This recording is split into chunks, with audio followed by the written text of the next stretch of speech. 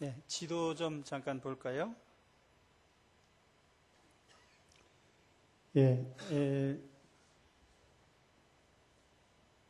여기 안디옥이라고 하는 수리아 안디옥, 지금 시리아라고 하는 요 지역이죠. 요 안디옥에서 출발해서 지금의 이 터키 지역인데요. 길리기아, 여기 루스드라, 또 더베, 이고니온, 안디옥, 이 지역은 1차, 2차에 통과했던 지역이죠. 그래서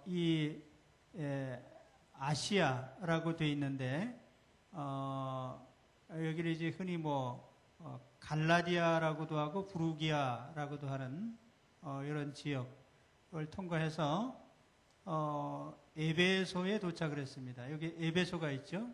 근데 아마 바울은 이 에베소로 가는 지름길을 택해서 에베소에 도착을 한 것 같습니다. 이 에베소에 대해서는 다음 시간에 또 말씀을 드리겠습니다. 에베소는 바울이 3차 전도 여행에서 가장 역점적으로 전도를 했던 지역입니다. 로마 제국을 본다면은 로마, 알렉산드리아, 또 바울을 파송했던 그 안디옥이라는 도시, 여기와 더불어서 아시아의 에베소는 제국 안에서 몇 손가락 안에 드는, 말하자면 요즘으로 말하면 메트로폴리스라고 할 수 있는 그런 중심 도시입니다. 에베소에 도착한 바울이 오늘 말씀 1절에 보면은 아볼로가 고린도 있을 때에 바울이 윗지방으로 다녀 에베소에 와서 어떤 제자들을 만났다, 이렇게 이제 시작을 하는데, 여기에 아볼로에 대해서는 제가 지난 시간에 말씀을 드렸습니다. 알렉산드리아 출신의 유대인인데 그가 말씀에 익숙하고 메시아를 증거를 했는데 성령에 대해서는 알지 못했기 때문에 브리스길라가 아굴라가 데려다가 가르쳤다는 얘기를 했죠. 그 아볼로가 이제 고린도에 가서 사역을 하고 있을 그 시기에 바울이 에베소에 도착해 보니까 거기에 어떤 제자들이 또 있었습니다. 그래서 오늘 그 말씀에 이 아볼로에 대한 언급이나 어떤 제자들에 대한 언급이나 이게 어떤 공통성이 있어요. 다시 말하면은 성령의 역사를 알지 못하는 신자들, 이제 그렇게 우리가 얘기할 수가 있습니다.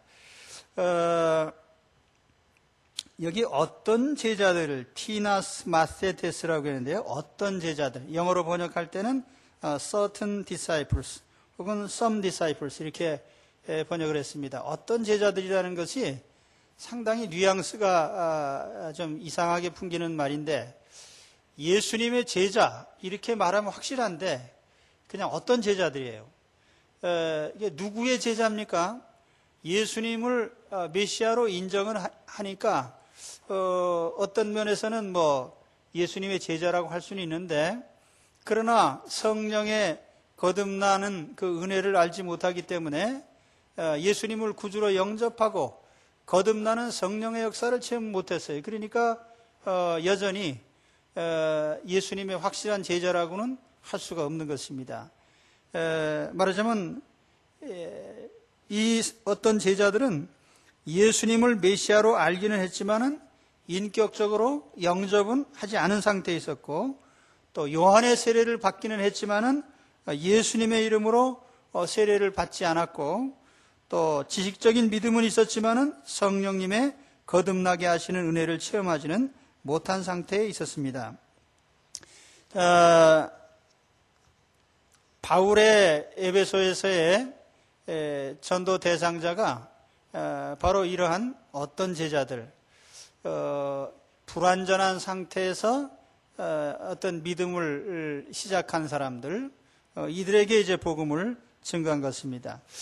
자, 오늘 우리 가운데도 그런 분들이 많이 있습니다. 교회는 나옵니다. 예수님을 부인하지는 않습니다. 그런데 아직도 예수님을 개인적으로 나의 구주로 영접하지는 못한 상태에 있습니다. 따라서 거듭나게 하시는 성령의 역사를 체험하지 못하고 성령의 인도를 받고 있지 못합니다. 예수님 얘기를 하면은 그냥 뭐 공자왈 맹자왈 하는 정도의 어떤 느낌밖에는 갖지 않고 있죠. 다시 말하면 예수님과의 인격적인 만남이 없습니다. 근데 이런 분들의 특징이 뭐냐 하면은 영적인 능력이 없어요.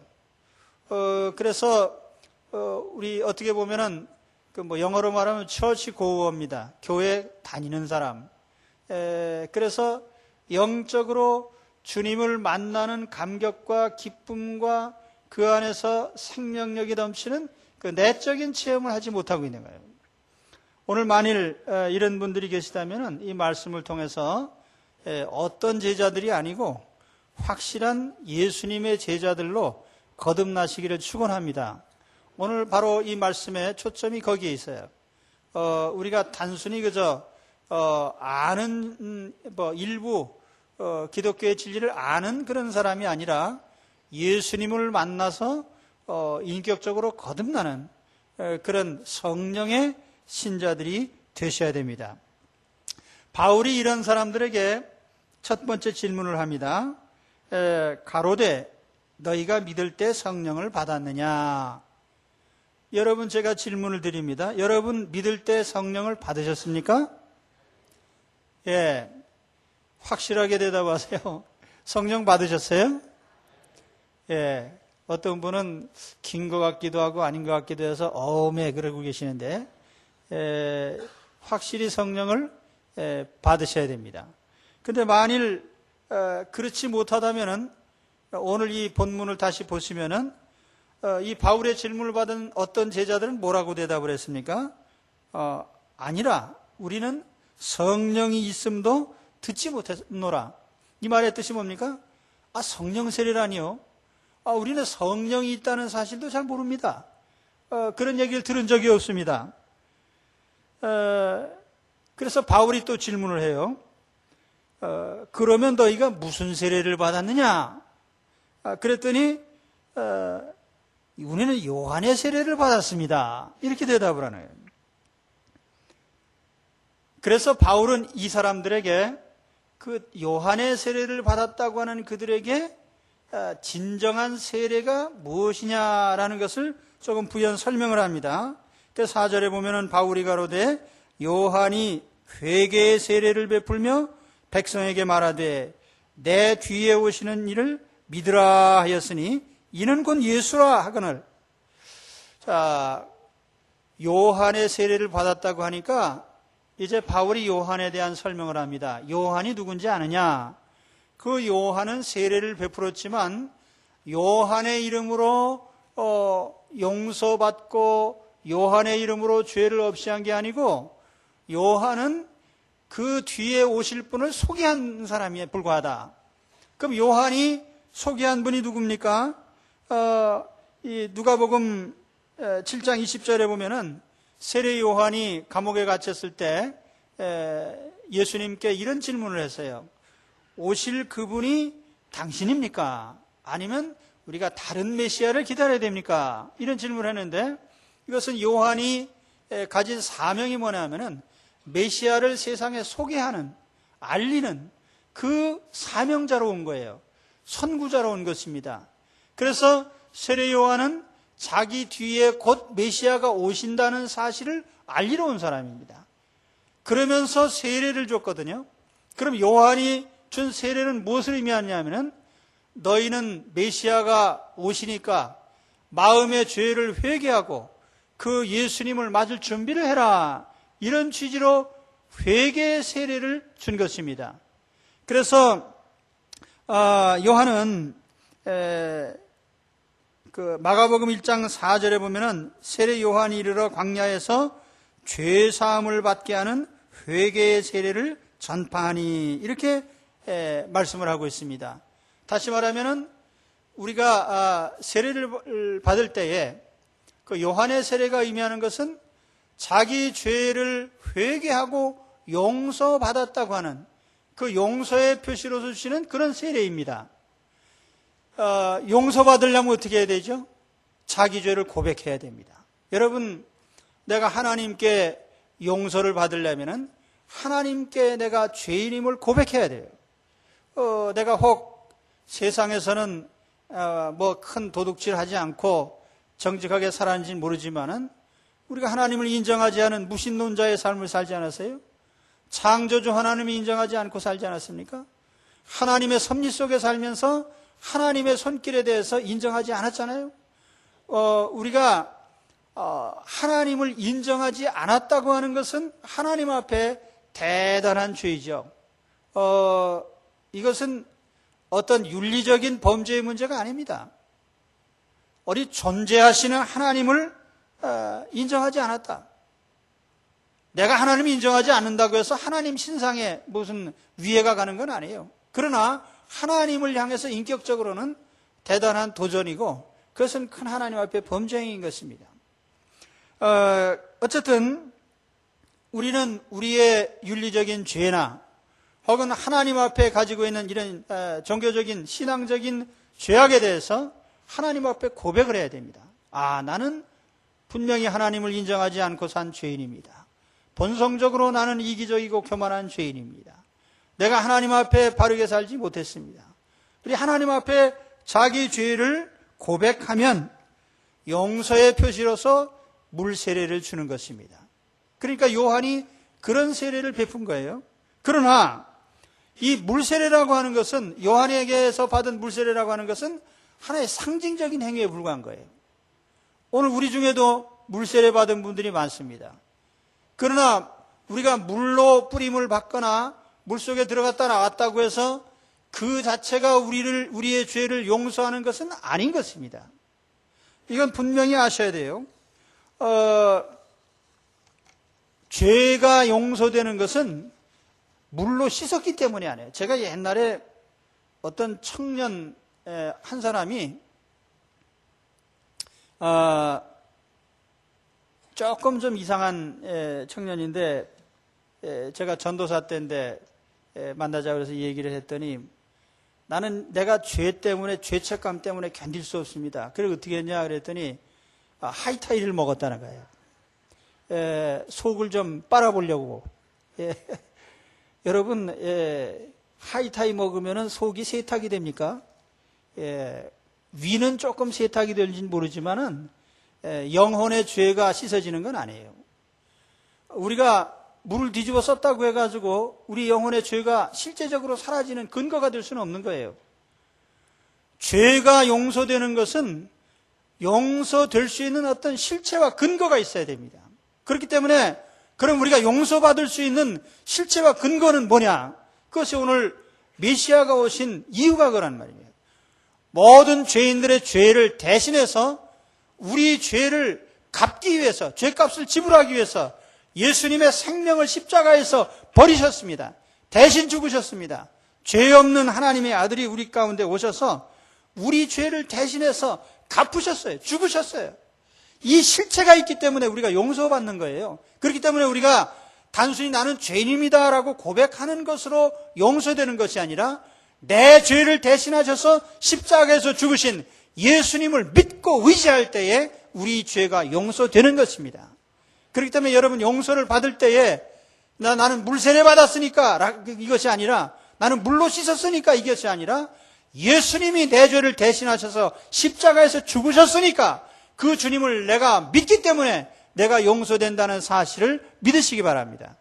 그래서 예수님의 세례는 요한의 세례와 다른 점이 뭐예요?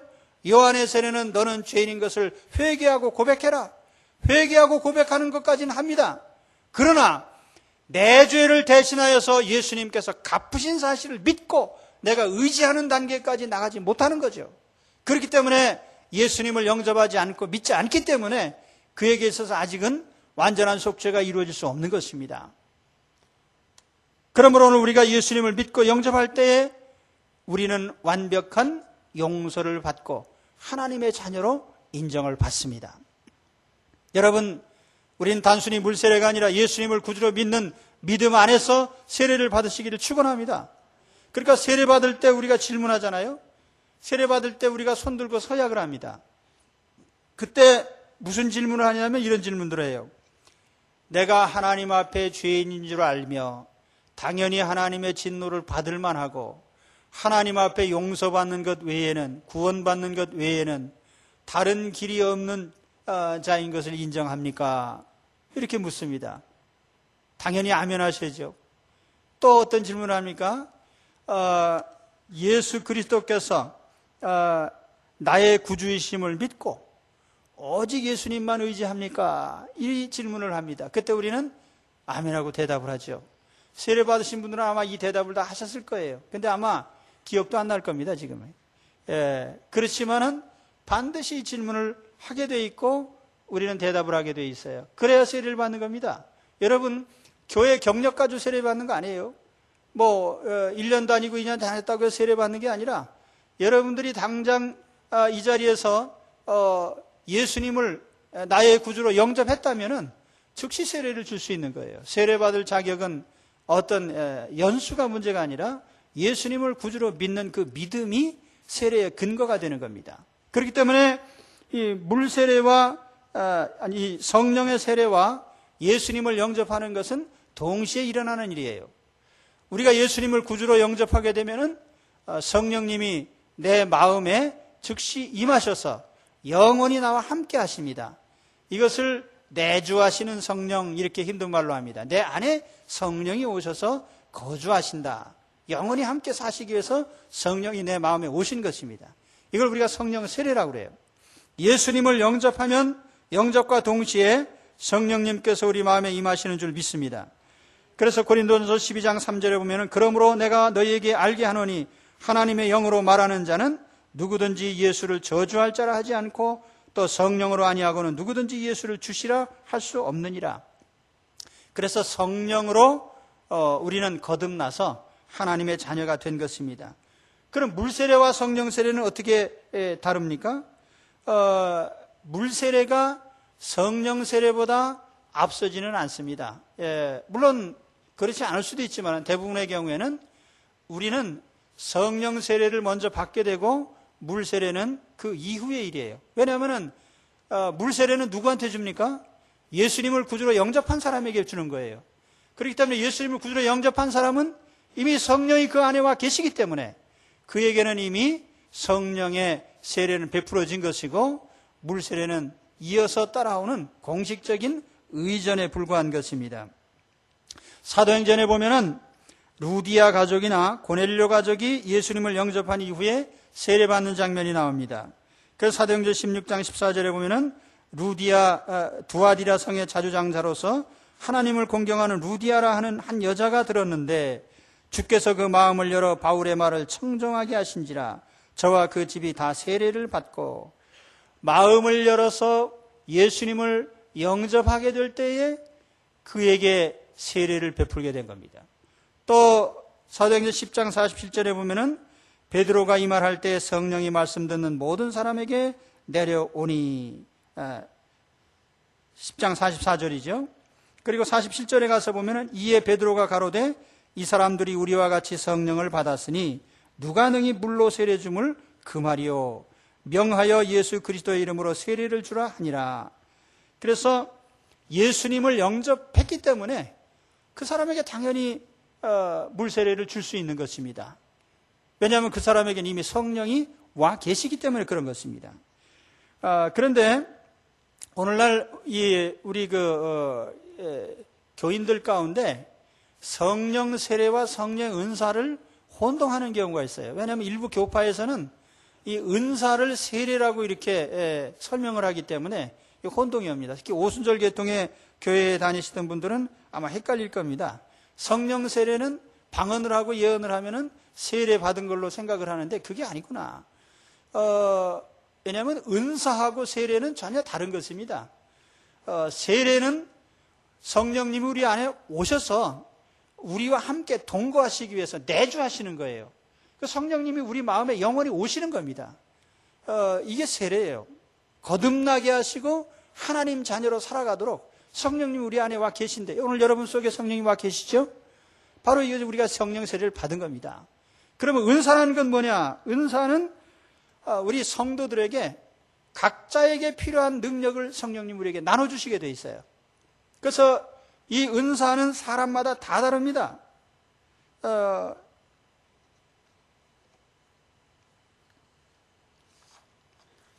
어쨌든 이 부분에 대해서는 조금 이따가 설명을 더 드리겠습니다. 아무튼 오늘 말씀해 보면 이 어떤 제자들이 바울의 복음의 말씀을 듣고 이제 세례를 받았어요. 예수님의 이름으로 세례를 받았습니다.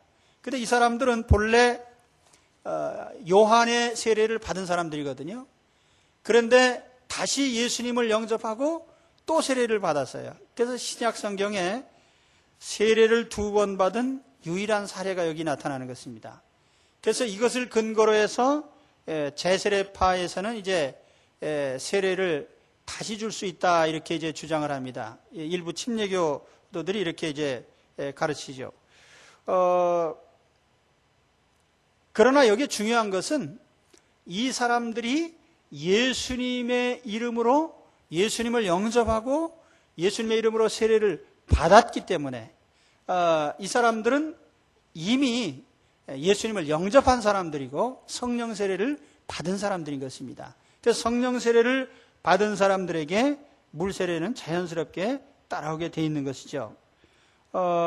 오늘 우리 가운데 혹시라도 예수님을 그냥 예수님이 메시아래라고 알고만 계셨던 분들이 계시라면 이제부터는 그 주님을 내가 의지합니다. 또 내가 나의 죄를 고백하고 회개합니다. 그러나 고백과 회개로만 용서되는 건 아니라고 그랬죠. 내 죄를 대신하여서 죽으신 예수님을 나의 구주로 내가 주님을 의지합니다. 내가 주님을 의지합니다. 주님을 믿습니다. 주님이 내 죄를 대신하신 것을 내가 인정합니다. 그래서 주님을 영접하는 결단이 있을 때에 우리의 죄는 완벽하게 사죄되고 용서를 받게 됩니다. 그래서 세례가 의미가 있어지는 거죠. 만일 이러한 절차 없이 세례를 받았다면 오늘 예수님을 중심에 모시고 주의 이름으로 거듭나는 성령의 체험을 하시기를 축원합니다. 그 가운데서 이제 진정한 주님의 자녀들이 되시기를 축원합니다. 자, 그 다음에 이제 오늘 말씀을 통해서 성령이 그들에게 임하신 이후에 그들의 특징에 대해서 좀 말씀을 드리려고 합니다. 7절에 보면은 바울이 그들에게 안수하며 성령이 그들에게 임하심으로 방언도 하고 예언도 하니 모두 12사람쯤 되니라. 이 방언 예언에 대한 얘기가 이제 사도행전 5순절에 나오고 또 일부 그 후에도 이런 사례가 있었는데 예를 들면 고넬료 집안 사람들이 예수님을 믿고 또 영접을 하고 또 오늘 이 본문에도 보면은 이와 같이 바울이 안수할 때 성령이 임하셨다. 그래서 방언도 하고 예언도 했다. 이렇게 이제 설명을 하고 있습니다. 여기가 우리가 교리적으로 좀 명확히 해야 될 부분이 몇 가지인데 첫째는 그 안수와 성령 은사의 연관성입니다. 바울이 안수했기 때문에 성령이 온 거냐? 아니면은 이 안수와 상관없이 성령이 오신 거냐? 우리가 그렇다고도 할 수 있고 그렇지 않다고도 할 수가 있습니다. 그렇다고 할 수 있는 것은 바울에 대한 사도적인 증표, 말하자면은 이 당시는 신약 성경이 완성되기 전입니다. 계시가 완성되기 전이기 때문에 어떤 말씀이 전파될 때 이게 진정한 하나님 말씀이냐라고 했을 때 어떤 증거가 필요했습니다. 그래서 사도들에게는 이 사람은 진정한 하나님의 사도다라고 하는 그 증표로서 기적을 행하는 능력을 준 겁니다. 이거 우리가 흔히 교리적인 용어로는 사도적 증표라고 합니다. 그러니까 예를 들어서 베드로 사도가 미문가에 앉아있던 그 장애인에게 내가 예수의 이름으로 명하노니 일어나라. 근데 그 사람은 신자가 아니에요. 믿음도 전혀 없는 사람이에요. 그러나 사도 베드로의 권위로서 명령하고 일으켰단 말이에요. 이게 뭐냐면 사도적 권위입니다. 사도적 증표입니다. 그런가 하면 사도 바울도 역시 베드로 사도와 같은 사도라고 하는 증표로서 이번에 바울이 13권의 성경책을 썼거든요. 그러면 바울이 그 쓴 많은 하나님의 말씀 책이 진정한 하나님의 말씀이라고 하는 것이 그의 사도적 증표로서 증거가 되는 겁니다. 그래서 이 사도적 증표로서 오늘 말씀에도 바울이 안수할 때 성령이 임하였다 이렇게 말할 수 있는 거죠. 그러나 이거를 오늘날에 적용한다면 오늘날에는 이건 일률적으로 적용할 수가 없습니다. 다시 말하면 제가 아무리 목사지만은 제가 안수한다고 해서 항상 성령이 임할 수는 없어요. 왜냐하면 나는 사도가 아니고 어떤 사도적 증표가 필요 없는 사람이에요. 왜냐하면 하나님의 계시 말씀이 다 여기에 기록되어 있으니까. 그렇죠? 그래서 오늘 이 성령의 은사가 임한 것은 바울이 안수했기 때문이라 이렇게 우리가 단정적으로 말하거나 혹은 오늘 우리도 안수만 하면 성령을 받는다 이런 식의 해석은 곤란하다 이런 말이죠. 또 오늘날에는 오히려 안수보다 더 중요한 것은 당사자의 믿음이에요. 그래서 믿음의 시대라고 하잖아요. 오늘 여러분이 마음속에 중심에서 믿는다면은 안수를 하든지 않든지 상관없이 하나님의 성령께서 여러분 가운데 임하시고 여러분에게 은사를 주실 줄로 믿습니다. 그 다음에 두 번째는 방언과 예언이 구원의 증표가 될 수 있느냐 하는 이런 질문입니다. 성령이 임하시면 항상 방언이 있고 예언이 있느냐? 그렇지는 않다는 거죠. 아까 제가 은사 말씀드렸잖아요. 은사라고 하는 것은 성도답게 살게 하시려고 성도로서 주님을 섬기고 성도로서 서로를 섬기게 하기 위해서 하나님이 필요한 은사를 각 사람에게 주십니다. 근데 이것은 사람마다 다 달라요. 고린도전서 12장 7절의 말씀 보면은 각 사람에게 성령의 나타남을 주심은 유익하게 하려 하심이라. 어떤 이에게는 성령으로 말미암아 지혜의 말씀을, 어떤 이에게는 같은 성령을 따라 지식의 말씀을, 다른 이에게는 같은 성령으로 믿음을, 어떤 이에게는 한 성령으로 병 고치는 은사를. 제가 이렇게 읽을 때 아멘 아멘 하시면 혹시 올지도 모릅니다. 어떤 이에게는 능력 행함을, 어떤 이에게는 예언함을, 어떤 이에게는 영들 분별함을, 다른 이에게는 각종 방언 말함을, 어떤 이에게는 방언을 통역함을 주시나니 이 모든 일은 같은 한 성령이 행하사 그 뜻대로 각 사람에게 나눠주시느니라. 근데 여기 보면은 성령님의 뜻대로 나눠주시는 거지 우리가 원한다고 해서 다 똑같은 은사를 받는 건 아니라 그 말이에요. 그런데 그렇기 때문에 우리가 방언이 하나의 은사이면 그 은사는 실질적으로 구원과 직접적인 연관성은 없습니다. 가령 방언 받았기 때문에 구원 받았다고 말할 수 없습니다. 그 수학의 역이라는 게 있잖아요. 역이라는 게 뭡니까? 자, 예수 믿는 사람이면 방언을 할 가능성이 있다. 맞는 말이죠. 그러나 역으로 제가 지금 그 설명을 잘못했어요. 예수 방언을 구원받은 사람이면 방언을 할 가능성이 있다. 맞는 말이죠.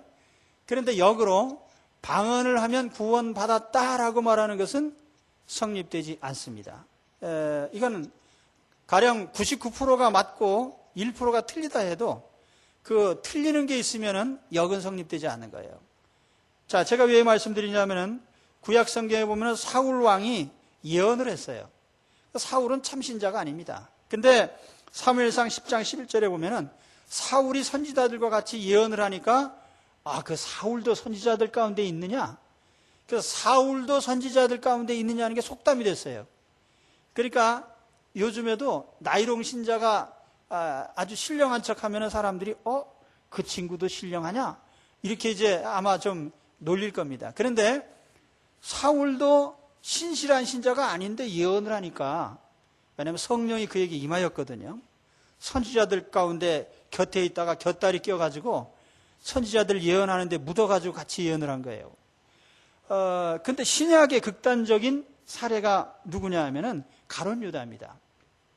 가룟 유다는 12제자들이 주님께서 택하셔서 둘씩 내보내면서 12제자에게 병 고치는 능력도 주시고 또 귀신도 쫓아내게 하시고 기적도 행하게 하시고 이럴 때 가룟 유다도 똑같이 행했거든요.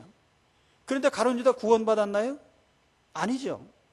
그래서 예수님이 마태복음 7장 22절에 뭐라고 말씀하셨냐면은 그날에 많은 사람이 나더러 이르되 주여 주여 우리가 주의 이름으로 선지자 노릇하며 주의 이름으로 귀신을 쫓아내며 주의 이름으로 많은 권능을 행치 아니하였나이까 하리니 그때 내가 저희에게 밝히 말하되 내가 너희를 도무지 알지 못하니 불법을 행하는 자들아 내게서 떠나가라. 이 말이 뭡니까? 예수님의 이름으로 기적을 행하고 귀신을 쫓아내고 병을 고쳤다고 해서 그 사람을 구원받은 사람으로 간주할 수 없다는 거예요. 그러면 이 방언과 예언도 구원의 증표는 될 수 없는 겁니다. 은사는 될 수 있어요. 그래서 누구에게나 방언의 은사가 임할 수 있죠. 그러나 그 방언 자체가 구원의 증표는 아니에요. 왜냐하면 하나님의 은사는 필요에 따라서 누구에게든지 주실 수가 있는 겁니다. 자, 이제 여기까지 설명드리고 이제 마지막으로 성령의 은사에 대한 필요성, 이거를 한번 강조를 하려고 합니다. 비록 성령의 은사가 구원의 증표는 아니라고 해도 우리 모든 성도들은 성령의 은사를 받아야만 우리는 신자다운 삶을 살 수가 있습니다. 그래서 우리는 마귀를 대적하는데요, 인간의 기력으로 대적하는 거 아니에요. 체력으로 마귀를 대적할 수 없어요. 성령의 능력을 통해서 대적해야 됩니다. 죄를 이기는 거예요. 이거 사람의 힘으로 되는 거 아니에요. 우리 가운데 어떤 분들은 이 습관을 좀 고쳐보려고 하는 분들이 있잖아요. 저도 처음 예수 믿고 제가 대학 다닐 때 담배를 많이 피웠습니다. 술도 아주 엄청 많이 먹었어요. 그런데 이걸 끊어야 되는데 쉽게 끊어지지 않습니다. 그래서 제가 몇 달 동안 끊으려고 이제 애를 썼죠. 왜냐하면 폐가 나쁜데 담배를 피우면 안 되잖아요. 근데도 이게 잘 안 끊어져요. 그래서 그러니까 예를 들면 야, 나 담배 끊었다 그러고 친구들한테 라이터 다 주고서는 또 다시 삽니다.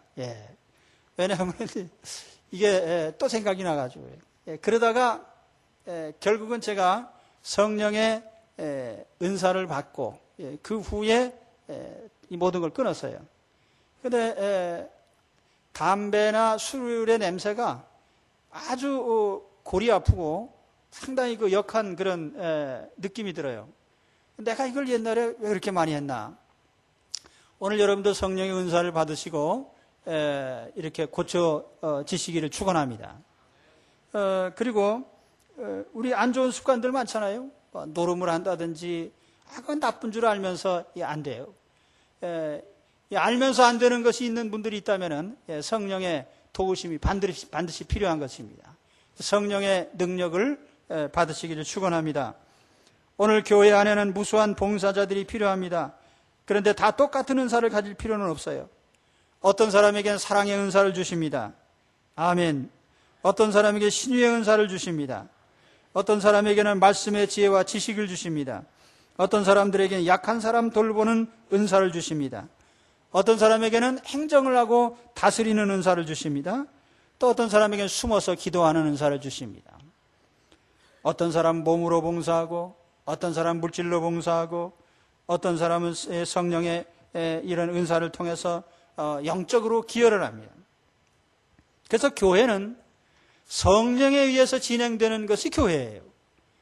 교회를 세운 분도 성령님이시고 교회를 부흥케 하시는 분도 성령이시고 일꾼을 세우는 분도 성령이시고 양육하는 분도 성령이십니다. 그래서 우리가 성령의 도우심 없이는 되는 일이 없어요. 그래서 우리 그리스도인들은 항상 성령과 함께 살면서 성령님의 도우심 가운데 성령님의 은사로 살아가는 것이 우리 성도들입니다. 그래서 성경에 보면은 성령 충만을 받으라는 말씀을 하시면서 이 오직이라는 말을 여러 차례 씁니다. 오직 성령, 오직 성령, 오직 성령. 술 취하지 말라 이는 방탕한 것이 오직 성령의 충만을 받으라. 오직 성령이 너에게 임하시면 너희가 권능을 받고 예루살렘과 온 유대와 사마리아와 땅끝까지 이르러 내 증인이 되리라. 하나님의 나라는 먹는 것과 마시는 것이 아니요 오직 성령 안에서 의와 평강과 희락이라. 우리가 이것을 말하거니와 하나님의 지혜에 가르친 말로 아니하고 오직 성령에 가르치신 것으로 하니. 오직 성령. 2010년에 체력으로 사시지 마시고 성령의 능력으로 사시기를 축원합니다. 인간의 지혜로 살려고 하지 마시고요. 사람의 지식으로 살려고 하지 마시고요. 성령의 은혜로, 성령의 은사로 사시기를 축원합니다. 성령 충만을 받아야 돼요. 성령의 사람이 돼야 우리 영적인 능력을 가지고 살게 되는 것입니다. 그래서 영력 있는 사람, 영적인 사람, 영을 분별하는 사람, 영으로 지배하는 그런 영적인 사람들이 되시기를 주의 이름으로 축원합니다. 오늘 말씀 한 가지입니다. 에베소에서 만난 어떤 제자들은 성령 없는 신자들이었기 때문에 구원도 없거니와 체험도 없고 무기력한 신자들이었는데 성령의 능력을 알게 되고 예수의 이름으로 세례를 받고 성령 세례를 받고 은사를 받고 그래서 성령의 사람으로 거듭나게 됨으로써 그들의 진정한 성도로서의 출발이 이루어졌습니다. 이것이 에베소 교회를 이루게 된 최초의 성도들이 가진 능력입니다. 그 에베소 교회가 몇 년 동안 부흥하게 된 저력이 어디 있어요? 성령의 능력을 받은 데서부터 시작된 겁니다. 오늘 우리 모두가 성령의 능력을 받는 그리고 성령의 능력 안에서 출발하는 이 첫날이 되시길 주의 이름으로 축원합니다. 기도하겠습니다.